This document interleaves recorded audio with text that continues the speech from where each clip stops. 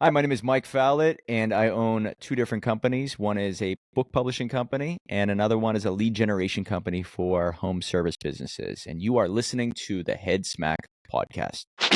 You are listening to conversations with misfits, mavericks, and trailblazers. Hey, welcome to the Head Smack podcast. My name is Paul Pavoni, and I'm excited to have another misfit with me. I have Mike Fallat with me, and he is the founder of Dream Starters Publishing and the lead marketing CRM, helping entrepreneurs publish books that generate wealth and influence. With a fearless, never say die attitude, he turned failures into success, proving that storytelling is the key to building a legacy. How you doing, Mike? Glad to have you here, man. Man, I'm thrilled to be here. Thanks so much for inviting me, and let's talk a little bit about business, entrepreneurship, and maybe having fun as we build stuff. So thanks so much, man. Yeah, looking forward to it. Love that background. Love the spinning books. Probably one of the best backgrounds I've seen out of the people that I've interviewed. Thank So you. pretty awesome, man. I'm looking forward to this conversation.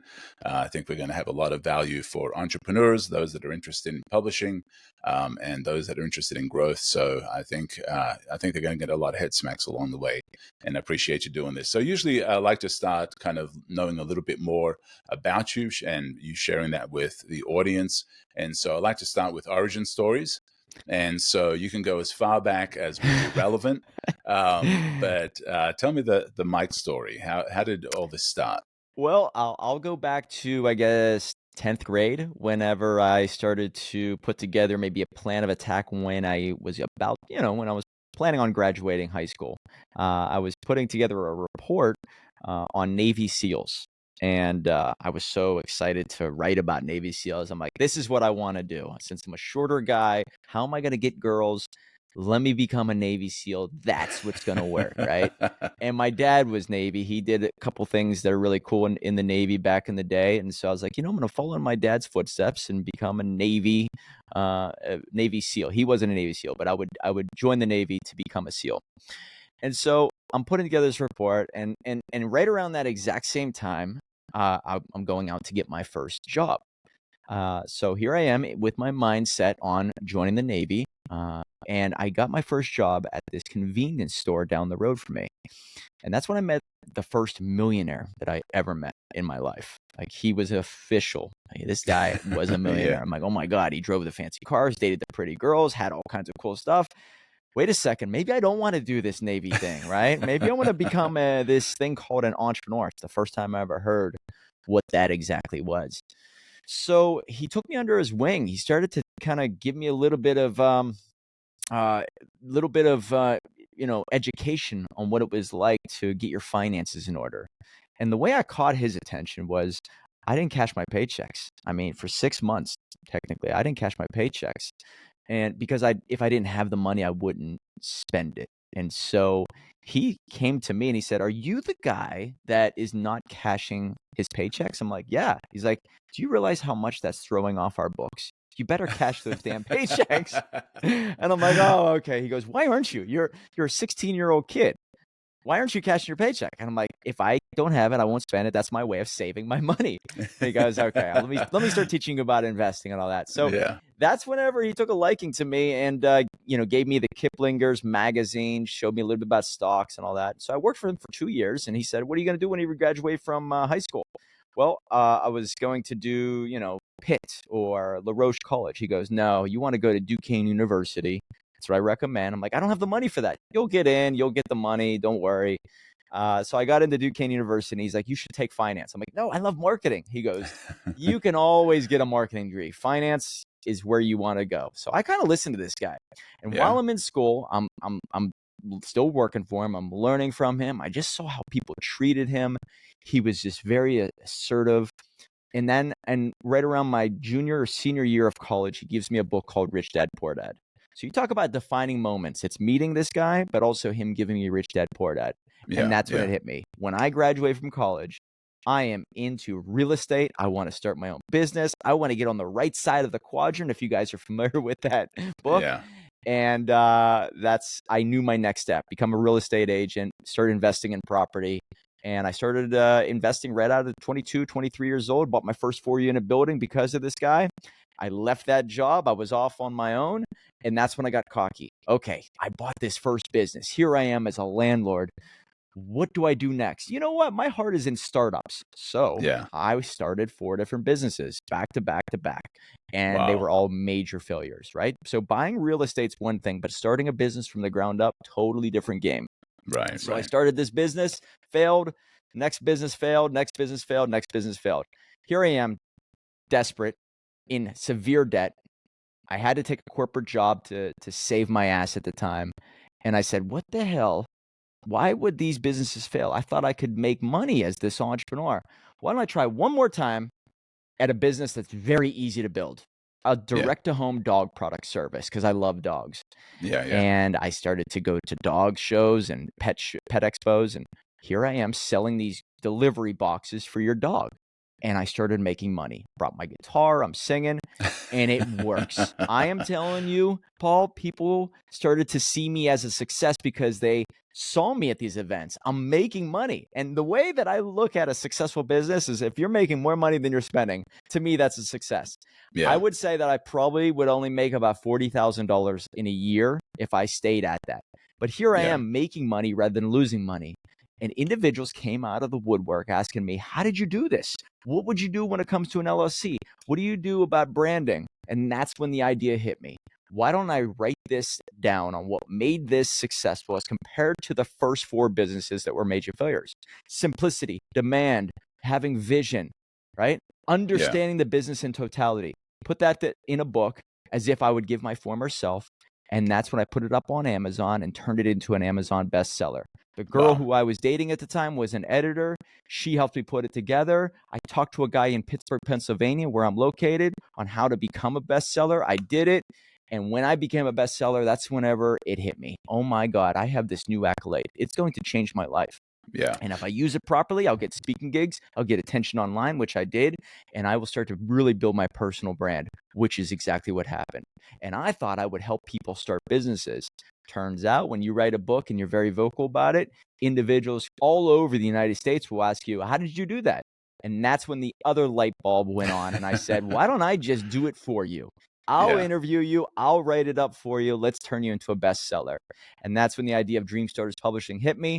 That was right around 2016, early 2017. And since then, we've done 300, and as of right today, 381 best-selling books for Wow. entrepreneurs. So from Wow. there, I met many people, invested in other different businesses, and it's been a wild ride ever since, man.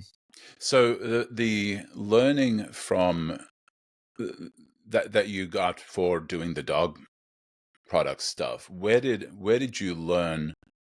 Was it from the mistakes? Was it from a book? Was it from another mentor? Like, how did you turn that around to doing it right? Where did that learning come from? Well, the first 4 businesses were based off of me thinking I was Steve Jobs, right?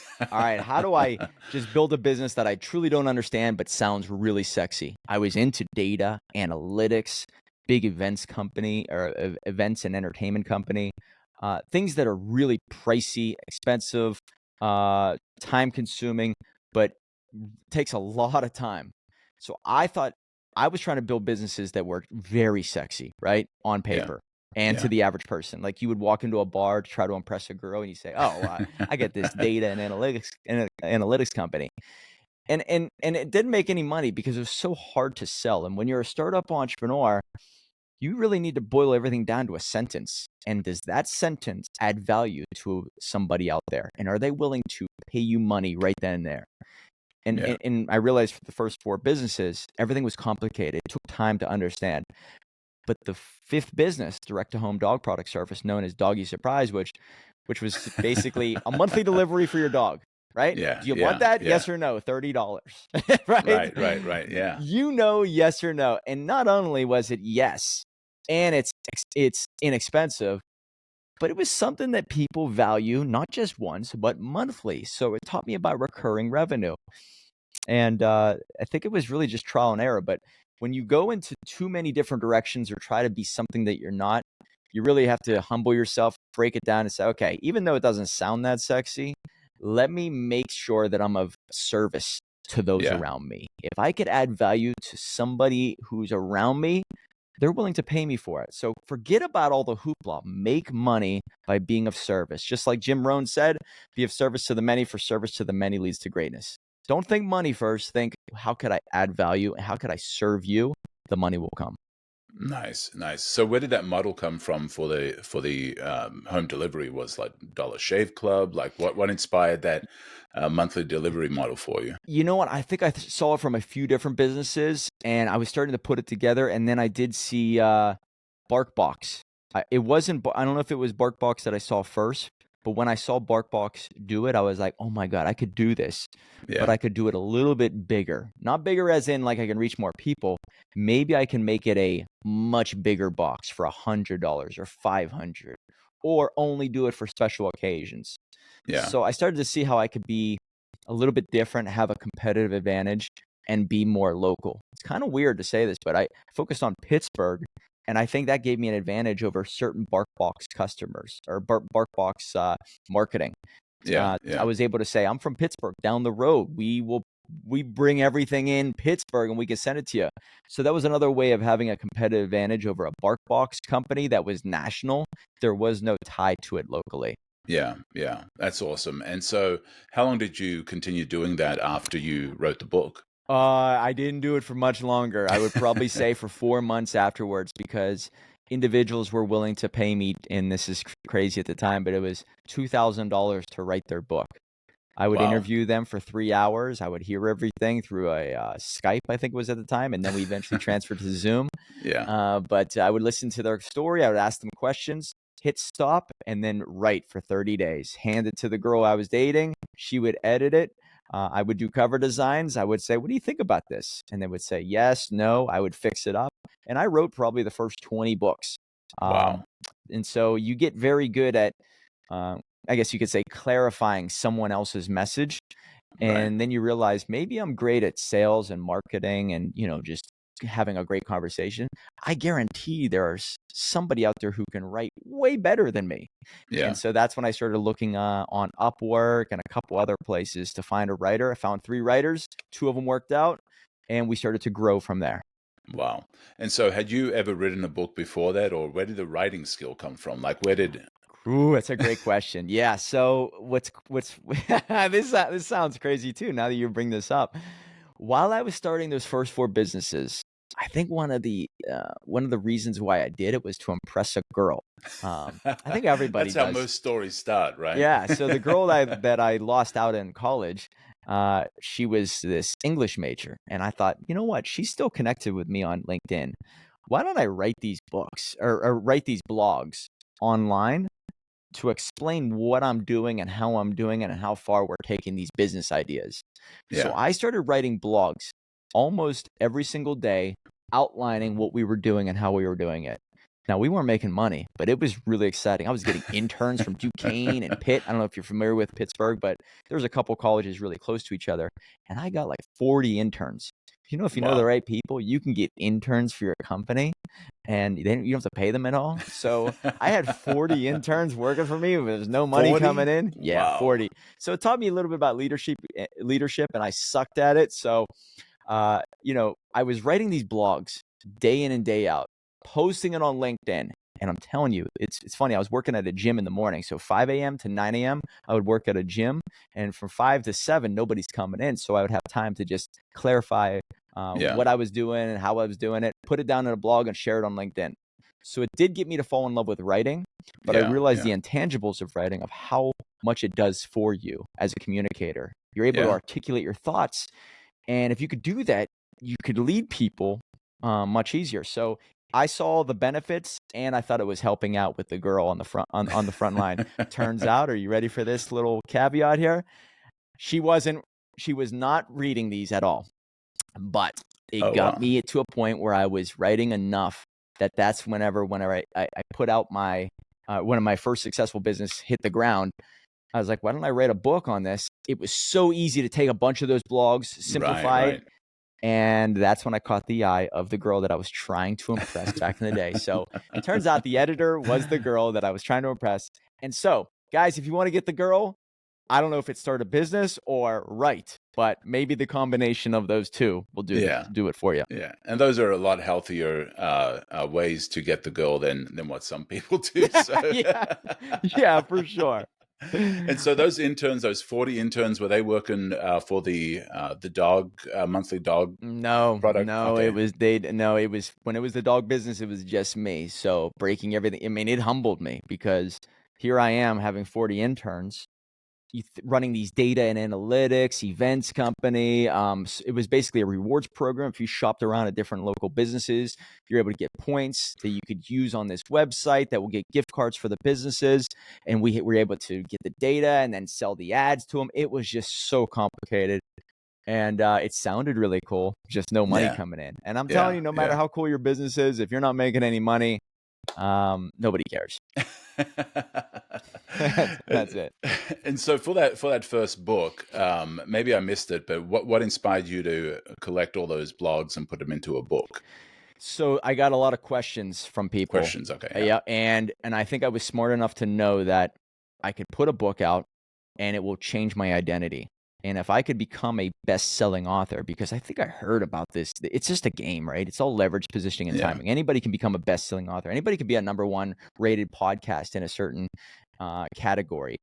If you know the game, if you understand leverage, if you understand positioning, and you know the timing of things, you can win these little games. And these little games can give you a new identity that will open up many doors. So I knew it was powerful. I will say that when it hit number one, the best way to explain it is I felt like I got a chainsaw when everybody else had a hatchet. Like I could Wow. cut through the noise. Like people could see me coming if I had a best-selling book. Nobody that I knew around me in any entrepreneur space close to me at that time had a best-selling book. So it gave me an advantage. And all you're looking for as a startup entrepreneur is just an advantage somewhere. And then you exploit the hell out of that advantage. Yeah. And so talk a little bit about that for the entrepreneur, for the business owner, for anybody that this might be for. Talk a little bit more about the advantages of getting a book out. Like, what are some of the other things outside of what others might think that's the way to find success, or that's the way to get to attention, or that's the way to differentiate. Talk a little bit about the value of a book or published book outside of maybe those other things, or in addition to those other things. Well, I think it converts you into a teacher more than anything, right? You're a sales guy. All you're there to do is to sell.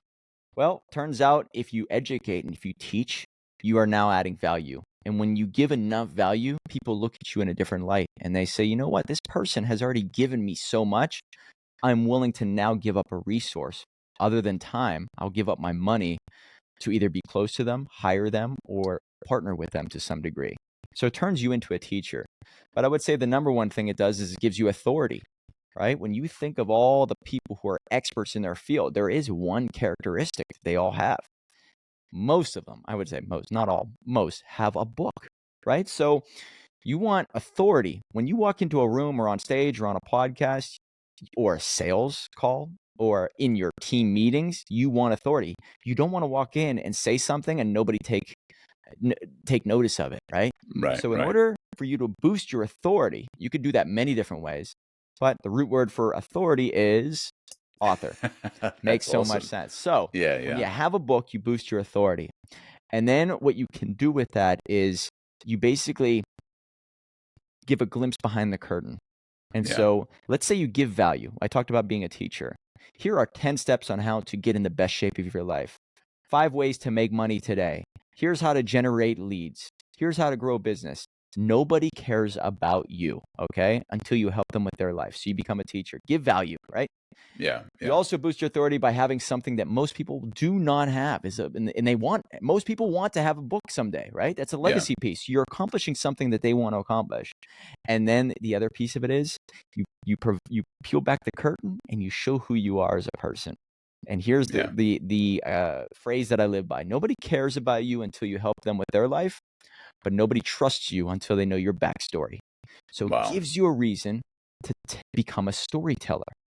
Tell the stories of your failures, of your divorces, of your mistakes, of the things that don't paint you in a good light, because that will humanize you. And they will say, you know what? They have the courage to talk about their failures. And you know what? I tried that. You know what? I wanted that type of car. Oh my God, I did that too. I like this person more. And Yeah. so, you know, the common phrase that people do business with those who they know, like, and trust. You're doing that as you tell more stories about yourself. And the Wow. more and more you do it, people get to know, like, and trust you at a higher level, which allows you to speed up the time frame of whenever you meet them on a sales call or at a meeting. It's almost like they know you before they met you. And if you Wow. can do that, you can do wonders with your business. So I would say those three aspects for sure. Wow, that's so good, so good. And that's kind of why I even format this podcast the way I do it is I start with origin stories because, I've interviewed people that, the last episode was somebody that had made $111 million in 6 years.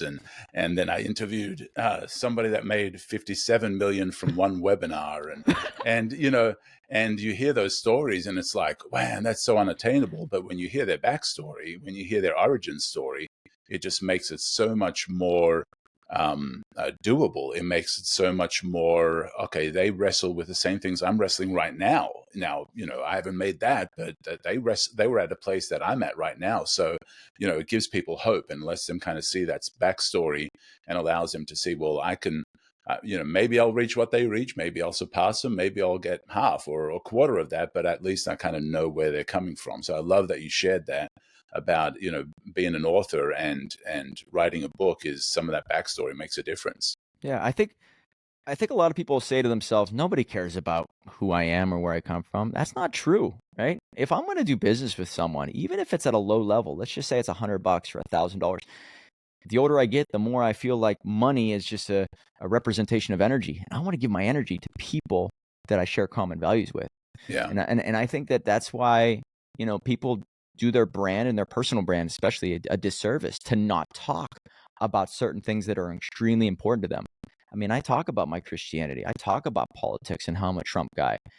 And you think that might hurt you amongst the community. Well, it bonds you. You become a magnet of like-minded people. And Right. especially if you have a service-related business, don't you want to wake up every day and say, man, I can't wait to work with my friends to some degree? Yeah. Well, Yeah. if you hide all the stuff that makes you who you are going to attract potentially the wrong person. And I think that does you and your brand a disservice. I love that. Well, yeah, and it'll attract those that you want to attract, and it'll repel those that maybe would be problem clients, or there might be a conflict at some point. So sharing that stuff authentically, it's going to stir people up. Anytime you get into religion or politics, you're going to get people that are very vocal and very opinionated by it. Yep. But you just got to learn how to filter. You got to learn how to kind of be who you are and build that personal brand.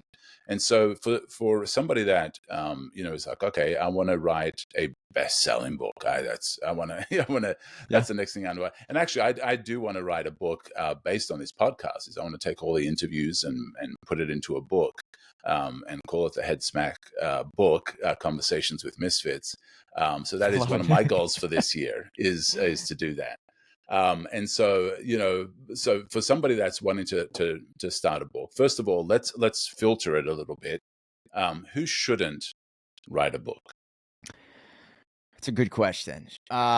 So I'm going to be, I guess this is such a generic, bland answer, but I believe everybody should write a book. And the reason why is because it gives you such clarity on where you come from, where you're at now, and where you want to go. So forget about business for a second. It's going to give you clarity. So that's why I say, even if you're not going to sell it online, write a book. It becomes sort of a diary, right?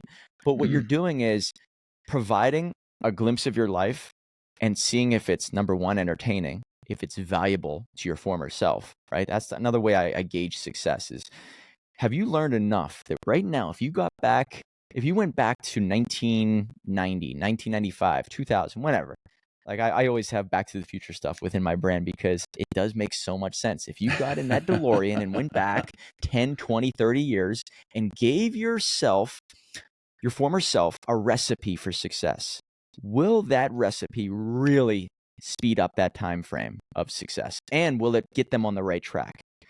Very much like how Marty goes back to his dad and gives him the mindset that you can accomplish anything if you put your mind to it. All you need to do is those little lessons that you might take for granted now.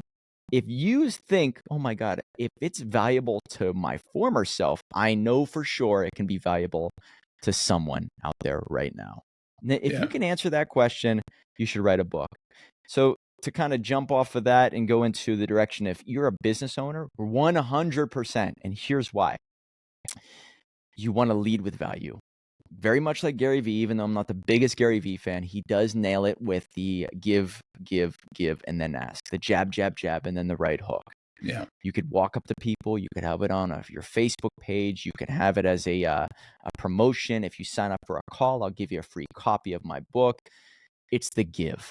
And so what you're doing there is you are now breaking everything down into lessons you'd give your former self or your clients.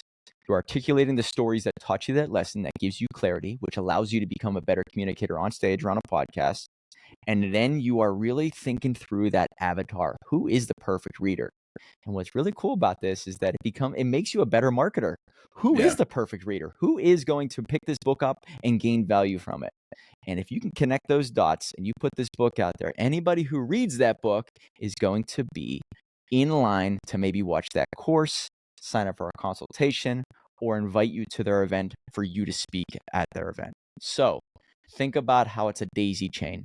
And when you put it all together, it makes your life easier. So clarity, self-awareness. It also makes you a better communicator. It makes you a better storyteller. And it helps maybe put those check boxes in line for that business, I used to say hero's journey or customer journey, however you want to look at it. Right. When they get the book, maybe they schedule a call, maybe they sign up, maybe they come to the webinar. And so it does flow very nicely. So everybody should write a book, especially if you have a business. And the marketing, I will say this nice little equation for you guys. Is it more important to have the greatest content or be the better marketer? That is a tough question, but I would say 80% of a success of a book is on how you use the book rather than what's inside of it. So if you can market it better than the next person, even if it's not a better story or maybe even a better amount of lessons in there, if you're a better marketer, you could use it properly and gain the advantage of getting a community, a marketplace, and boosting yourself up as you're helping more people along the way. Wow, that is so good, man. So, okay, so everybody needs to write a book, but I'm sure there are different types of books as well, because, different types of people, different kind of business owners own different kind of businesses. And so, a coach or a branding guy or a guy that speaks on certain topics, or, a coach or somebody, they have topics that they can write on that's maybe a little easier. But what about the chiropractor, the roofer, should they write a book, and what would a book like that be like? Yeah. Oh, great questions. Here, the equation I said before, general lessons tied to specific stories geared towards a specific audience. You remember those three pieces. General lessons. Do not overcomplicate it. This is a first date. This is not about marriage, right? You're not trying to give every detail of your life and give everything you've ever known in this world or learned. You want generic lessons. So and that's another art of this, right? You are simplifying your life and key characteristics of your life that you want to give to someone else. You would think that the more you complicate it, the smarter you sound. Steve Jobs proved that wrong. It's all about simplicity. That's why everything that they do is very simple, because the real artist makes it simple. And so break everything down to a word or a phrase. All right. So chiropractor, you do not want to go into the ins and outs with your first book. Now, as time goes on and you build that following, you might want to get very specific. But this is like a funnel, top of funnel, middle of funnel, bottom of funnel. Think about, you're going to give this book out to 100 people. 95%, no matter what, even if it's the greatest book ever written, will not read it from cover to cover. So you want to give enough information in there that will help them with their life on an airplane ride. We call them airplane books. So general lessons, you're not going to get into the details. So a roofer, for example, if I was a roofer and I was putting out a book, I would say, all right, let me put together a book on 10 ideas on how to boost the value of your property. Or if there's one that's like 10 things to look for before you buy your first property, right? You are now starting to give enough value to anybody who's a homeowner or before you sell your house, or Right. I Right. wouldn't really, as a roofer, I wouldn't say like 10 ways to fix your roof, right? Because you're not going to give that to someone who's going to hire you. It's going to be someone who's going to do it themselves. Yeah. I would do it in a way where it's like, all right, if I want many clients, I would give this to homeowners everywhere. Oh, Yeah. wait a second. The guy who wrote the best-selling book on how to boost the value of your property, or 10 things to do before you sell your property, Right. number 10, get a new roof. Here's why, or whatever. That's a part of it, which now makes you more of a general lesson guy that's adding value to their life within Right. as being a homeowner. And then one of it is, if you need help with your roof, I could come out and give you a free quote, right? Right. So you tie it in cleverly, but it's general lessons. The more Yeah. specific you get with the lessons, you're going to lose people, and that's not going to do your brand too much of a service. So general lessons, and then so you talked about the different businesses. I'm just going to hold up a few of them here. Yeah. These are Awesome. examples. This just became a bestseller last week. His name is Billy Bat. All right. Unlimited Seller's Guide for finding businesses to buy at will. Right. Unlimited Seller's Guide. All he's trying to do is help people buy businesses. So lesson number 1, let's just see what he puts together here. Building your foundation, finding the right business, cold email strategies that work, the power of referral partners. You've heard these things before many times, right? But this is his recipe. And then Yeah. you tie in the stories of what he went through as a kid. You should hear the stories coming from Canada, difficulty with his ex-wife, all the, you really like this guy afterwards. So if I'm going to buy a business, you know what? I'm going to scan that QR code. I'm going to have a call with him because I like him. So I've Yeah. heard these lessons before, but you know what's different about this guy is the story behind the lesson. So Right. I relate that's to him. why Yeah. you want to make it so it falls in line with your business, but you don't go into the weeds of every single thing. And I think Alex Hormozi has said it before, but basically you give everything you can in a book or in a course. Information is free. The application, the actual doing is what you charge for. So you give Nice. enough to get them started. And then if you want them to really be dangerous, you actually do it for them. Right. And so, for example, for that author there, what does he sell? Like, what does he actually do? If the book itself isn't, everything, or the details of everything that he does, what exactly does he do? So because I want to relate the book and the vehicle and to what he actually does. What does he actually do? Yeah, so he has services that look for businesses to buy. Okay. So he will, do data scraping, find businesses for sale, reach out to businesses that are maybe in decline and try to see if he could maybe help them sell or help them, grow their business using AI and certain technology. So it's kind of So like you shared, it's the do. And it's the do. Yes. yeah. Yes. So Okay. he's going to do it for you. Hey, I'm going to teach Right. you what I've done. Here's the thing. Even if you have every piece of detail of what you do in a book, still, there's still something that they need maybe their handheld to some degree. There Right. needs to be a Mr. Miyagi in their life that says, here's how you do it. Here's what you don't do. I've done it. You could do it yourself. Tony Robbins gives us everything he needs, or we need. But to go to the event to really experience it, it's probably one step higher. So Right. it's only step 1. Rich Dad, Poor Dad. Have you read that book, by the way?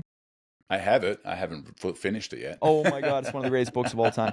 So it maybe is the greatest. I collect books more than I read them. I'm terrible at that. So that book itself talks about being a business owner and an investor. And it talks about the importance of real estate. Now, if you read that, like I did, all right, I'm going to become a real estate agent and I'm going to buy my first property. Still, when you buy your first property, you are going to make mistakes. They have an event to go to called the Rich Dad Poor Dad Seminar, which you can team up with people, spend the $10, $15, $20,000, and they'll walk you through the entire deal.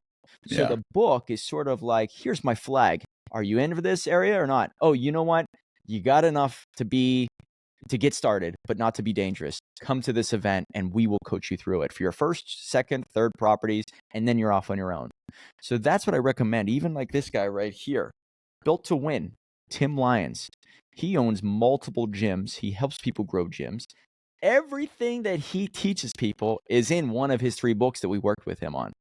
And it's all there. Yeah. But you know what? Whenever the rubber hits the road, there's still going to be situations. Is this gym? I read the book, but is this gym in a good zip code? This population is only growing at this rate. What about this branding? Oh, you know what? If I get this equipment, do I put it in this area? Do I do all coaching or do I do all machines? You know what I mean? So it's these little questions that a guide, and if you have enough books, if you have enough podcasts, if you've not done enough speeches, you're the guy that's going to attract the attention. So in my opinion, this is how the world works. The greatest marketer always wins. You need to do more, say more, be more than the other real estate agent down the road, even if they really know their stuff. Right. It's all psychology. If you have the book, if you have the podcast, if you're out there showing yourself on social media, the average person is going to say, you know what, this person seems more committed than that guy down the road.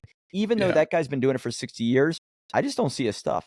Maybe he's not going to be here next year. I trust this guy, right? Yeah. And so that's what we work with.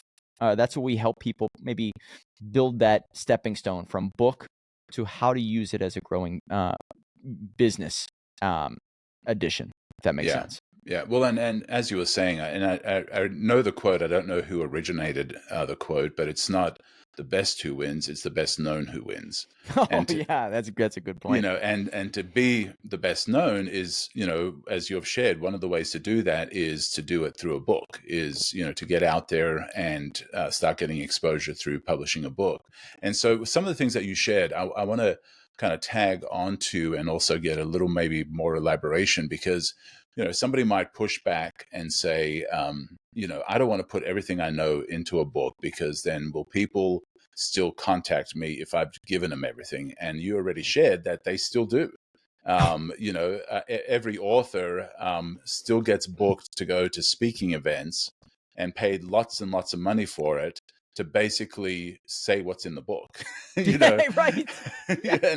and I've seen it over and over, where it literally a author will create a best-selling book and then get speaking gigs and get engagements to basically say what's in the book. And so I do want to encourage those that might be hesitant and say, well, man, if I just put all my ideas and all my thoughts and everything in the book, then what are people going to pay me for? Right. Yep. And so what else would you add to that? Man, that's common. And you know what? It's more common amongst the people who are not successful. They're always holding on, and it's a scarcity mindset, right? I have the answer, and I don't want to give it, because if I give it, then they're going to steal it. You know what? We're all saying the same stuff. I've interviewed hundreds. Today's our 381st best-selling book push. I've interviewed pretty much every single one for hours. I don't hear too many new ideas, right? So it's amazing how everybody thinks they have this new idea and this new strategy, when reality, we're all learning the same stuff. And you can go back to different historical, you know, pieces of content, whether it's the Bible, whatever. Eventually, you see common trends. And the people who hold on to it, it's a limited mindset. They're saying, you know what? I'm not going to tell the real information on social media, in a book, or on a stage until they pay me. It's not how the world works, right? Yeah. If you talk to Napoleon Hill, right? Napoleon Hill puts out a book. It's the secrets of the ultra wealthy back in the day, and it's, you know, Think and Grow Rich. If he would have said, you know what, I don't want to do this because I want them to pay me first, he would not be known as the great writer and communicator as he became. Jordan Peterson, you think he's really holding back? No. I have seen the people who are the most successful say, listen, I know you're not going to implement it. I'll do it for you, but I'm going to tell you exactly how I'm doing it, where I got it from, what to do next. And you know what? If you do that enough times on enough mediums, people are going to say, God, that person is just full of insight. It's always a new idea. What would it be like if we bought that program? What would it be like if we actually worked with his team? He's changed my life. Even though Robert Kiyosaki is kind of getting I guess you could say, being known as sort of a grumpy old man, I will hold him with such high regard for the rest of my life, because he changed my life. If he would have held back in that book, even though it was Sharon Lecter, which was the actual ghostwriter of that book, if they held back, man, my life would be different. So Yeah, I say give, and then eventually ask, you know what? I've given you so much value. People are going to feel obligated because you know what? This person changed my life. This person didn't. I'm going with you. I'm joining your webinar. I'm buying from your service. I really want to talk to you because you're so full of insight. Don't hold back. It's going to limit you. And here's the thing. Every day you should be changing. Every day you should be learning more. So what yeah, you learn today, all right? Feed it to the AI machine, feed it out into the world, because tomorrow you're going to adapt and evolve and you're going to have new ideas, new content. And so yeah, if you become a person of value, that's be valuable to valuable people, you're constantly adding value to your life. So what you learn next year wasn't in that book. So keep producing new content, keep adding value to yourself, and you just watch how people treat you, right? So don't be that person that's saying I'm going to hold it all in, because if you yeah. do, you're going to be holding in a lot that could help another person. And I just think the laws of the universe will not serve you if you keep it all to yourself. Yeah, man, that's so good.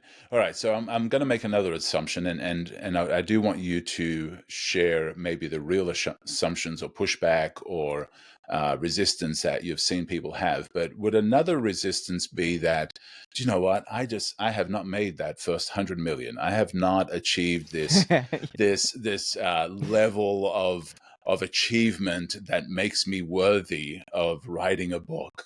What do I am just, and it's a mindset, of course, but is that a legit one that you've seen? Is that one that I've just made up out of my head? What are some of the resistance that you've seen people give you when you've said you need to write a book? What are some of those things that they've said? Yeah, that's called imposter syndrome, and Yeah, everybody faces it. It doesn't matter if you've just broken 100,000 or 1 million or 10 million or a billion. If you say, you know what, I am not going to write this book until I break 100 million. Do you realize that in the eyes of Elon Musk, that means nothing, 100 million, right? So right, there's right. always going to be someone who's so much further than you. Yeah, Here's the answer. Can it help someone anywhere in this world? Can it help your former self? So that imposter syndrome, I think, is there to help, to protect us to some degree. Oh, you know what? I feel like I don't belong here, but I need to fight through this, right? And that fighting through is where you have to prove it to yourself and to those around you that you belong. When I put out my first book, people always said, like, oh my God, or my close friends even, who do you think you are writing a book and becoming a yeah, bestseller? Who do you think you are? You start to change the hierarchy. And maybe this new identity is where you start to find more confidence in yourself. And so imposter syndrome is always there. Case in point, I always bring up Robert Kiyosaki for this reason. If you listen to one of his books, he actually says he fought imposter syndrome when Donald Trump called him to do a book together. Now, here is Robert Kiyosaki in 1998 or 1999, somewhere in there, getting a call from Donald Trump. Now, at this point, Robert Kiyosaki is the best-selling author in personal development in many, many years, and he's crushing it, right? He's at the top of his game. Everyone knows him. He has this event. It's unbelievable. He's very successful, multimillionaire. But Donald Trump, the billionaire, just called and said, let's do a book together. He almost turned it down because he said he was not ready to do a book with Donald Trump. Who am wow, I to be in that book with him? So even when you hit the game at the top of the level, you're going to feel it. You have to fight through that. So it's natural, but the people who I've seen become very successful put out a book. And rather than just have that as something that people can judge you upon, they say, watch me now. I'm going to do that book, turn it into a bestseller, get on that stage, create an event, serve thousands of people, change people's lives, read the reviews that are on Amazon. Now I'm going to apply that to more books, more content, more ideas, more businesses. And so you're always fighting it. And maybe that's there to either keep the people who don't want it bad enough out, and yeah. as a test for those people who really want it bad. So use that fear of what people are going to say about you as fuel. Allow it push you through the finish line, and then keep running to continually find new finish lines to push through. Wow, wow. So, what other resistance do people give you to writing a book? Well, I don't have the money. Yeah. That's resistance. Well, that's yeah, and it could But be a mindset, but so that's sometimes a reality too. Yeah, that's a reality. Yep. So it's usually imposter syndrome. It's I don't know what I want to write about. It's I don't know what type of business I want to start. The greatest barrier is lack of clarity. And I've been in many masterminds. I've in 2023, I think I was a part of 9 or 10 masterminds, and spending over 6 figures on personal development groups. And people always ask me, like, why are people not moving forward with you on those sales calls? And I said, they just are not clear on where they're going in life. And I can't help them with that, right? I can't tell you, you know what, 10 years from now, you should be the tax guy. You should be the person. This is a self-awareness check that you have to know yourself and where you really want to go. So the people who struggle are the ones who don't know where they're going, and they want to be perfect, right? They want perfection. That's another limitation. I want to be perfect. Right. Here's the kicker. Nothing's perfect. The perfect book to me, in my opinion, was Rich Dad Poor Dad. The girl who I was dating at the time hated that book, right? Wasn't perfect for her. She liked fiction. And most people who are not in personal development, they love fiction, right? I hate fiction. So everything is subjective, whether it's a business you build, whether it's the book you write, whether it's the content you put out. And I think as long as you feel like there's a great book out there. And Sean Whalen, I don't know if you're familiar with him, but Sean Whalen wrote a book, and it's full of errors. And this is something that people come up to me and say, man, I read that book. It's full of errors. And, why would he put it out there? You know why? Because the book is called How to Get Shit Done. And it changed a lot of people's lives. It helped people get into the game of entrepreneurship. So even though I'm maybe not the biggest fan of everything he's done or what he says, he did put out a book that was full of grammatical errors and all kinds of problems within the book, but it got people ignited for entrepreneurship. So forget about perfection, because nothing is perfect. Even if you write this book a year later, a month later, a week later, you're going to find something and you're going to say, you know what? I should have wrote it that way. Damn it. Right. Another reason I always say perfection is the enemy, all right, is because Jordan Peterson wrote his first book. Are you familiar with Jordan Peterson? You follow his stuff? Love the guy, right? I went to the event in Pittsburgh when he was here. So Jordan Peterson even said he wrote his first book, Maps and Meanings, right? I don't know if you've read that, but that's one of his least popular books. It's his first book. Now he put out 12 Roles, or there's Wrestle with God. These are much bigger books, but his first book, he said he rewrote every sentence at least 10 times, and he spent X amount of months on it that he shouldn't have, and he will never do that again.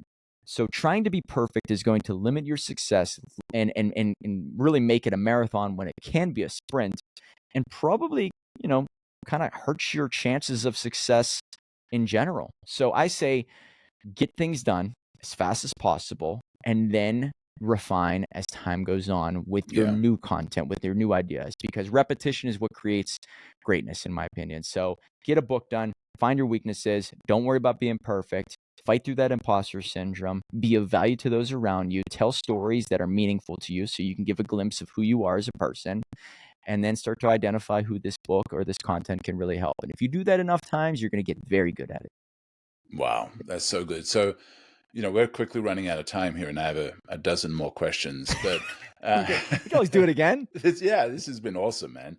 And so for, you've shared right there in that last snippet, you shared a lot of great value. And so the first step is, you've mentioned clarity several times. What, if somebody's like, okay, I'm ready to write a book. I've gotten past imposter syndrome. I've gotten past, feeling that it needs to be perfect. I've gotten past all those things you said. I'm ready to go. What's the first thing that you seek from them or tell them they need to do to get going? Okay, so it's very easy. When I meet with them, I say, okay, do you have 15? That's the magic number. 15 lessons you would give your former self, yes or no? I'm looking for 15. And this could be, oh yeah, I would tell that person, your net worth is based off of your network. Perfect. It's a general lesson that you would tell yourself. So join many mastermind groups, get around very successful, high level thinkers. Great. Okay. Do you have a story tied to that lesson? Yes, I do actually. Great. Perfect. You're good. And who's the perfect reader for this book?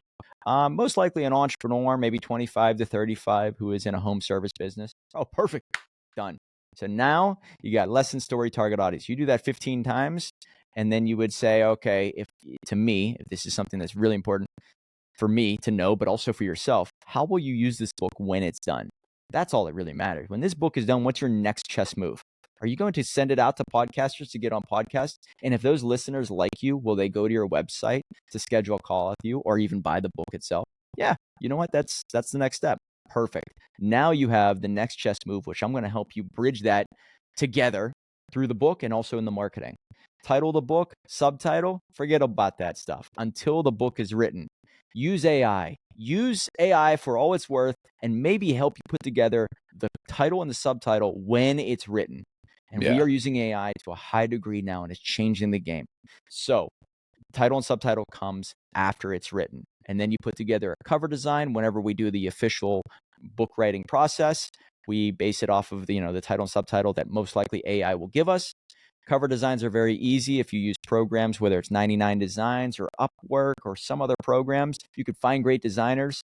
Title, subtitle, 2 to 3 colors that are dominant. Make sure it's in line with your brand that you see yourself talking about and showcasing when the book is done. And now, don't overcomplicate it. Title, subtitle, make sure the title's a positive synonym for your name. Don't make it negative. Mike Fallat equals 99 ways to get more leads. Mike Fallat equals $1 million book. Mike Fallat equals the Dream Starter, which is all book titles. And when it's written, we use a writer combining with AI, and we do it within 21 days. Send it to you, refine it 2-3 times. That book is done. Upload it to Amazon. Amazon prints it for about $4 per copy. You get it in the mail and you say, oh my God, this is a real book. I just paid $4 for this from Amazon. They delivered it to me because it's print on demand. Review it one last time. Give us the thumbs up. We put you on the schedule. We turn you into an Amazon bestseller. And what that means is we're trying to get 50 sales within 3 hours. So it's not too hard, guys. It's just, you just got to know the game. In the right category, on the right day, Tuesday through Friday, 9 a.m. to 12 o'clock Eastern time. Don't do it on a weekend. Don't do it near a holiday. Don't do it on a Monday. A couple reasons for that I can get into some other time, but Tuesday through Friday, 9 a.m. to 12 o'clock Eastern time. Your friends, your family, all buy the book, 3 hours, and you will have an accolade that will never die for the rest of your life. Wow, man, that's so good. All right, how do people get a hold of you? Yeah, so go to dreamstarterspublishing.com. If you schedule a call with me, I'll give you a copy of my book. I'll give you an audio copy. Everything that I just talked about, I do myself. So you'll see once you schedule a call with me, I can show you what we do, how we do it. I can go into all the details, answer any questions. And you can always see me on Instagram or Facebook. Very easy to find. Mike Fallat, that's Fallat. And the best Instagram channel right now that you could find me on is The Dream Starter. Man, that is so good. Well, you've got me more inspired than ever to get my book going this year. And so, yeah, this has been amazing. And so, final question as we wrap this up. You've written a lot of books, you've published a lot of books, you've probably read a lot of books, and you referenced Back to the Future. So, if you were to take one book back to young Mike, what book would you take back to him? Oh man, it's a really good question. All right, so the book that I would have to, it's probably not the most successful for my business, but it's the one that means the most probably. But my book called Never Say Die. You see my sign back there, Never Say Die. The reason why is because May 2023, my mom dies, okay? And I'm putting together her obituary. And here I am, the writer of the family, writing my mom's obituary. And you realize of everything that she has done, everything she's accomplished, and she's the greatest mom and all these memories, you boil her life down to a few words. And that's when it hit me. What are the few words that I want my life to be based upon? What am I going to stand for? Am I going to stand for books? Am I going to stand for books? 500 years from now might not exist. So am I really the book guy 500 years from now? What would I really want to be known for? I want to be known for the guy who just never gives up. And if you never give up, and if you never surrender, and if you never wave that white flag, you have a chance at anything, whether it's the girl or the business or the success that you dream of, and you can really inspire those around you. I'm not here to say I can compete with Elon Musk on intellect. I think he's the smartest and greatest entrepreneur that's ever lived. But what I can say is, you know what? I have the heart to just keep going. And you know what? If I am just remembered as that, and I give that inspiration to somebody, as in my former self or someone around me, they have a chance. And so Never Say Die is probably my favorite book, even though it's probably one of the least successful financially. It is my identity that I really want to share with myself or my former self and those around me. So it's a great question. Man, that's awesome, man. Well, thank you so much for being on today. And that hour went past way too quickly. And so I appreciate you coming on, and I appreciate you sharing what you've shared. And I know there's so much value in just even this 1 hour that we've shared today, that somebody can get inspired to get a book out there. I know it's inspired me to get busy with my first book, Head Smack, Conversations with Misfits. And so I'm looking forward to going back and listening to this again, and maybe reaching out to you at some point to get this done. Thank you, man. Appreciate you being on.